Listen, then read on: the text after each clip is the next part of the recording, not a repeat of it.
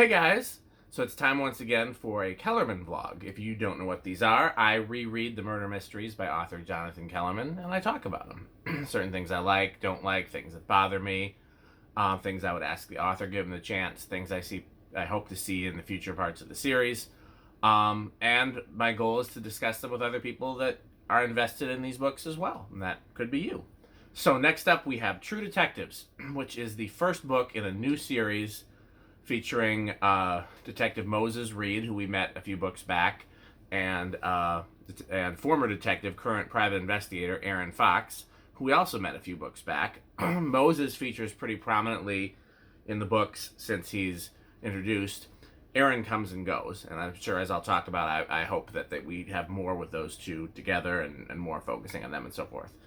So, again, these videos are geared towards people that have read the books. If you have not read the book, here's a brief synopsis. So Moses and Aaron are brothers. Aaron, they have a very complicated relationship, and we'll get into that a little, and you'll see in the book. Moses has a cold case that's been plaguing him throughout his career. It's a missing. He's normally a homicide detective, but this is a missing persons that got bumped up to homicide. They can't find this young girl that either ran away or was killed. And her name is Caitlin Frostig. She's been mentioned in some of the previous books. And in this book, Aaron, who is a private investigator, is hired by Caitlin's father's boss, Mr. Dmitri, who owns a company that makes audio speakers, to also work that same case, to find the girl or find out what happened to her. And so they're working somewhat together, somewhat at odds, because one's working for the police force, one's working privately on the same case to find out what happened to Caitlin. And it takes them a very different direction, and we'll talk about it a little, and if you haven't read the book, you'll find out when you get to the book. Okay, so I've mentioned before, I really like the characters of Moses and Aaron. I think they're extremely realistic and well written. I have known people very much like them. I hope they get more books. Moses shows up a lot in the future, and I hope Aaron continues to. He doesn't show up quite as much. So here are the notes. So Mr. Dmitri invented a speaker that apparently gives very high quality sound from a very small product, or a very thin product. And they don't specifically, I don't think they name it, or maybe they do and it's just some name that Kellerman made up. But I'm wondering what it's based on in the real world. I'm wondering, it kind of vaguely reminds me of some Bose products. Caitlin and her father remind me a little bit of Holly Burdon and her father, Myron Beddard, I think his name was, the Colonel, from many books ago. I think that was Time Bomb. So Liana in this book refers to Lean Cuisine as Lean Quee, which sounds really clumsy, and every time I read that I cringe, and I just can't believe that anybody actually refers to Lean Cuisine that way. Maybe they do, and it's just somebody that I haven't met, but it seems like really cludgy shorthand or slang or whatever. I've only known one person that ate Lean Cuisine, and they did not refer to it as anything other than Lean Cuisine. So Kellerman likes the word mawkish. It was used a few books ago in reference to Myron Beddard, and he's used again here. It's not a word you hear every day, so I made a note of that. There's a scenario in this book where Steve is talking about his father taking him to meet an author, and the father was very excited and was explaining what the books meant to him and everything like that. And they meet the author, and the author's like, "Oh, it didn't mean any of that stuff." And then the father's like, "Sometimes authors don't understand their own motivation." And I've referenced that quote several times, I think even in the course of these notes and vlogs, because I'm sure I am the father in that scenario sometimes. And as a creator, I've also been the author in that scenario. And it's very relatable, and I love that quote, and I love that scenario, and I couldn't remember which book it was in, so I was happy to see that it popped up. So, who are Lem Dement and Mason Book based on? Lem Dement is a independent filmmaker who got famous doing documentaries, so that gives me a little, and he wears fishing hats and stuff like that, so that gives me a little Michael Moore vibe. But Lem Dement is a very unpleasant person. Made some anti-Semitic films, beats his wife, that sort of thing. And as far as we know, I don't think there's ever been any scandals about Michael Moore. We tend to generally like him, unless you disagree with his topics, which are not, anti-Semitic or anything like that. So, I don't know if he's the basis or if there's someone else. Mason Book in this book is a famous leading man actor who has a history of drug abuse and is anorexic. And the only leading man actor I could find that fit that was Dennis Quaid. So I'm wondering if that's who he was based on, or someone else, or purely a work of fiction. It's very weird that the white people in the restaurant think Aaron looks like Denzel when based on his description. I misread the note. It's weird that white people in the restaurant think Aaron looks like Denzel. I should be a comma there. When based on his description, Aaron does not look like Denzel.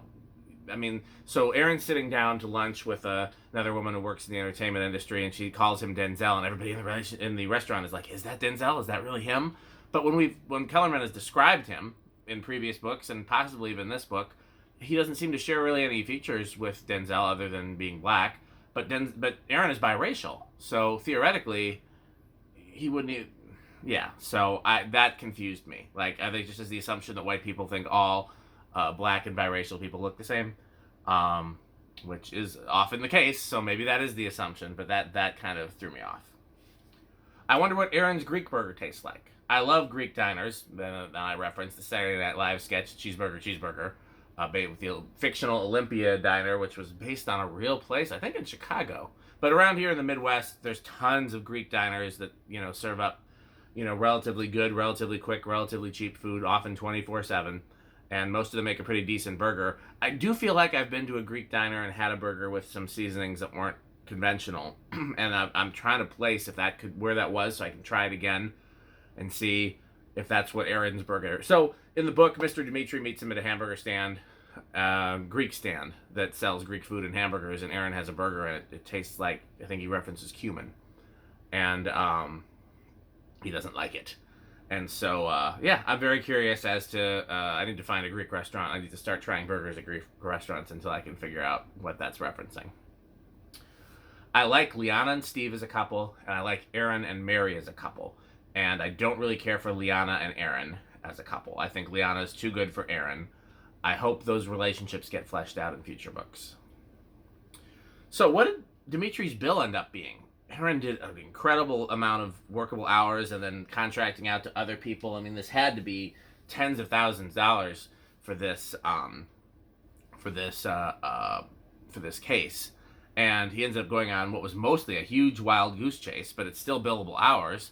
And then most of what he ended up doing ended up being inconsequential, and really the only benefit to the wild goose chase was that they had some leverage to lean on Rory and finally, figure out what happened.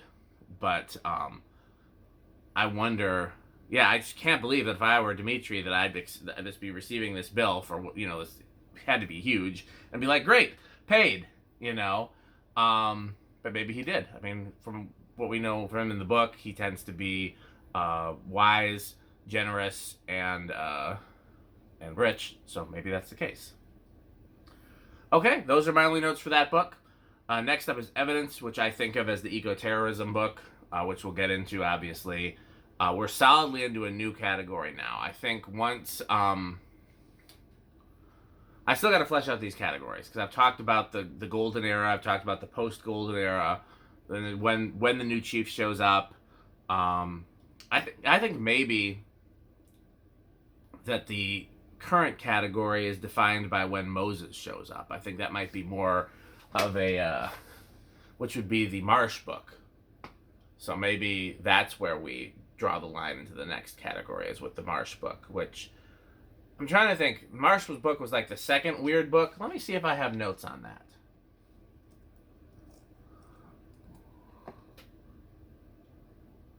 It's going to take a second to pull up.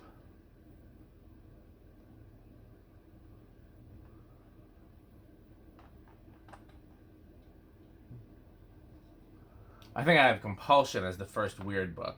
Which one is Compulsion? That's not...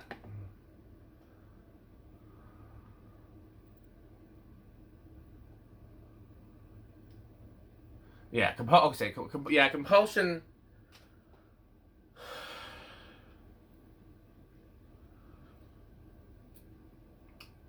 Right around there, I think, is where the next transition happens. But Compulsion, I think, is solidly in what I've been calling the weird category. and Moses doesn't show up until Bones, which is I think later. Let's find the list here. Compulsion. Where's Compulsion on the list? Yes, Bones is right after it. So I don't know. We're gonna do some thinking on this. Like I said, so I'm gonna make it all the way through City of the Dead, which is the book that just came out and I haven't read it yet. And then I'm gonna start anew at the beginning, like I always do. And when I make my next set of notes, they're not gonna be book specific. I'm gonna try to find the chronology. You know, when does this character get introduced? When does this change happen? When does Robin do this? When does Alex do that? And so I'm gonna make a different set of notes the next time I read through them, and so I won't be doing videos on the individual books then. But when I finish the series the second time, I think I'll probably have a good chart that I can share, and yeah. So that's just what I'm trying to get to there. So hope you guys got something out of this. Hope we can discuss this book. So, you know, if you have comments, please post them. I look forward to them, and I will see you in the next book. Thanks for watching.